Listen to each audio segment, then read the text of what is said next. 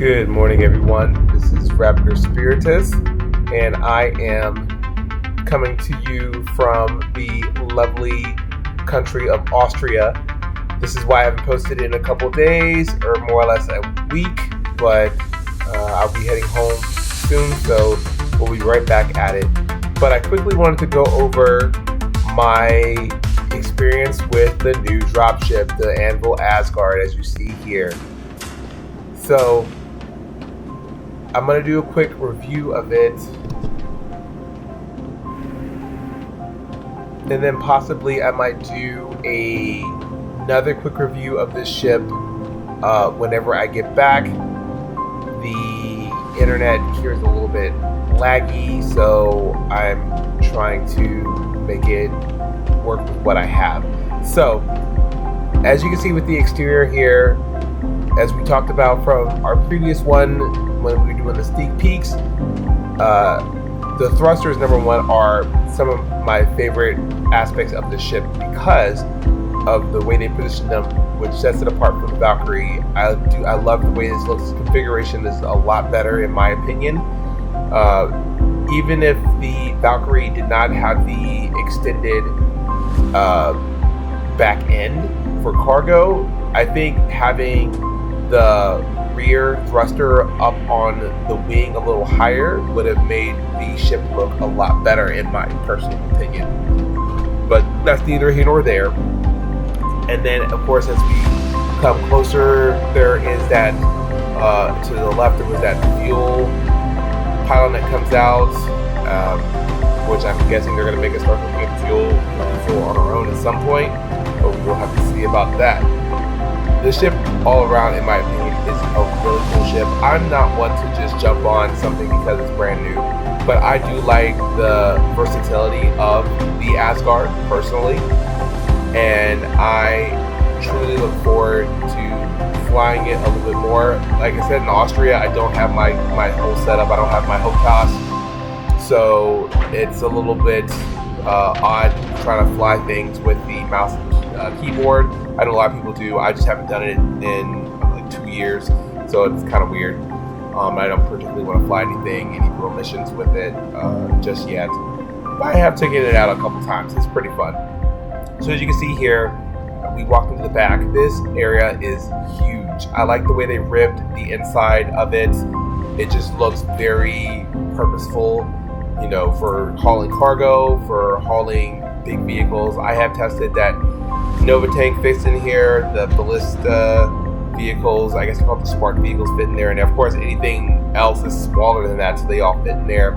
I do like that they have 2 jump seats, so I concur that probably it's for like if someone who was in a ground vehicle was riding along, so they can not have to sit in the vehicle, they have some place to sit, so that they can get from there, get in the ground vehicle, whatever other vehicle you might want to be in, and then take off from the hangar of the Asgard.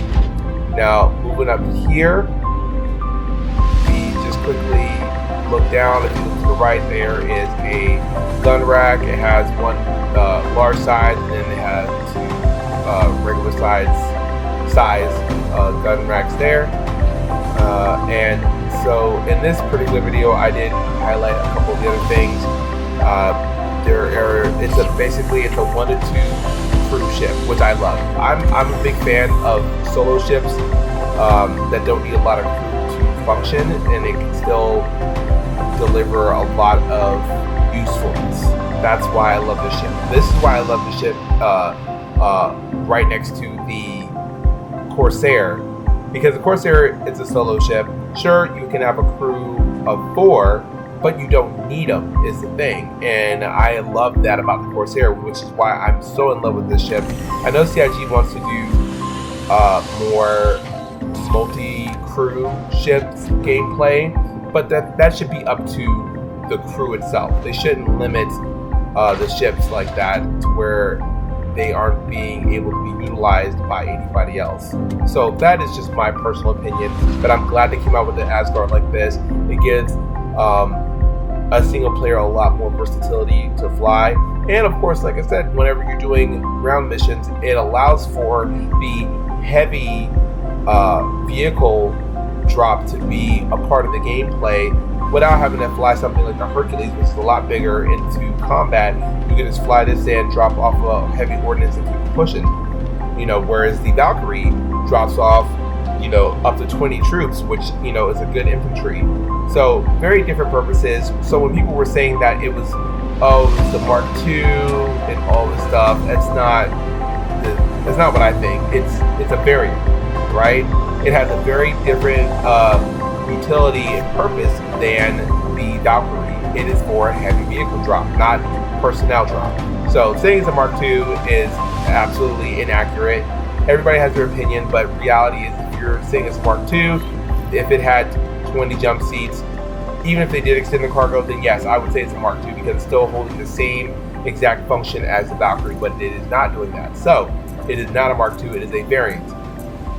So, and in this video, I was quickly highlighting the things that I missed on the other video, which were the side doors that opened up with its ballistic gun here that's off to the side. That is super cool.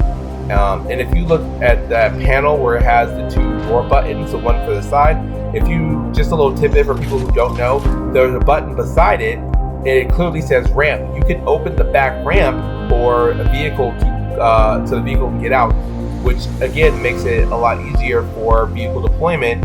If say you have a Nova tank or a ballista, you can hit that button, just get in and go, instead of walking the whole length of the cargo ramp to get to it. So that is my video for the Anvil Asgard. I love this thing. It is beautiful. It might very well be my new daily, and I will continue to do some gameplay with it. So I would encourage people, if you like this gameplay, I'm not saying to go buy it, but it's definitely maybe something once you get the game to grind towards. So yeah, so happy hunting, and like, subscribe, comment. I appreciate it. I appreciate all your support, and I'll see you guys in the verse.